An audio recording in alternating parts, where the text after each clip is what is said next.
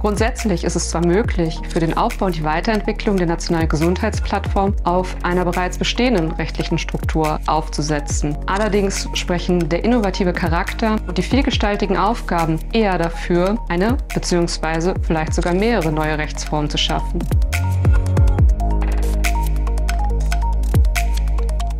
Was ist bei der Auswahl der richtigen Rechtsform zu beachten? Bei der Auswahl der Rechtsform der nationalen Gesundheitsplattform ist es wichtig zu berücksichtigen, welche Eigenschaften die Plattform ausweisen soll. Denn das Gesellschaftsrecht bietet ganz grundsätzlich unterschiedlichste Rechtsformen an, die jeweils mit bestimmten Vor- und Nachteilen verbunden sind.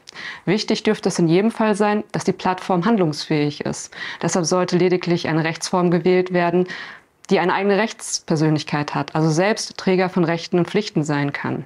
Dann dürfte es dem Leitbild der Plattform entsprechen, dass diese gemeinwohlorientiert ist, also im Gegensatz zu rein gewinnwirtschaftlich orientierten Vorgaben. Auch hier gibt es Rechtsformen, die diesem Leitbild eher oder weniger verpflichtet sind.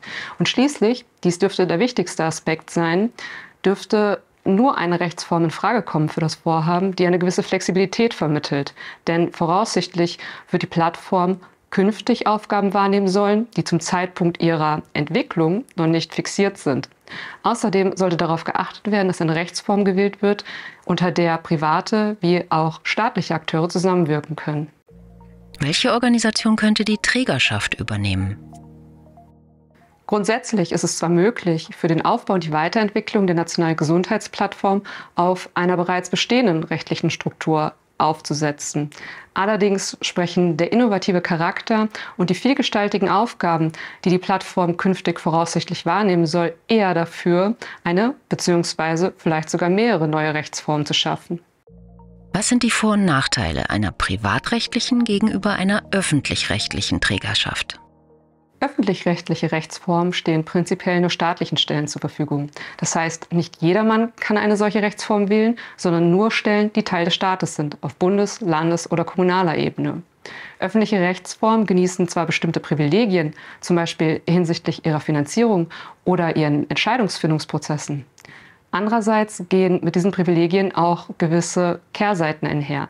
Insbesondere sind diese Rechtsformen tendenziell weniger flexibel bzw. wandlungsfähig. Dies bedeutet konkret, dass wenn solche Vorhaben neue Aufgaben wahrnehmen, dies tendenziell auch erfordert, dass ihre gesetzliche Grundlage angepasst wird. Außerdem können öffentlich-rechtliche und private Akteure nicht ohne weiteres gemeinsam unter dem Dach öffentlich-rechtlicher Rechtsformen zusammenarbeiten.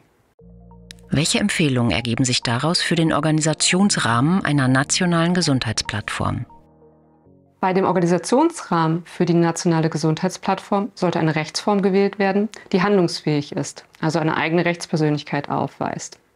Öffentlich-rechtliche Rechtsformen scheinen für die Plattform weniger geeignet zu sein. Vorzugswürdig erscheinen hier eher privatwirtschaftliche Rechtsformen mit eigener Rechtspersönlichkeit. Es ist auch denkbar, unterschiedliche Aufgaben bzw. Geschäftsfelder der nationalen Gesundheitsplattform durch unterschiedliche Gesellschaften wahrnehmen zu lassen, die dann jeweils auch unterschiedliche Rechtsformen haben können. Diese Gesellschaften können dann wiederum unter einem gemeinsamen Dach einer Holding zusammengeführt werden. Die in dem Interview getroffenen Aussagen beziehen sich ausschließlich auf die Rechtslage in Deutschland. Sie stellen einen Leitfaden und gerade keine individuelle Rechtsberatung dar, die über das Projekt Trusted Health Ecosystems hinausgeht.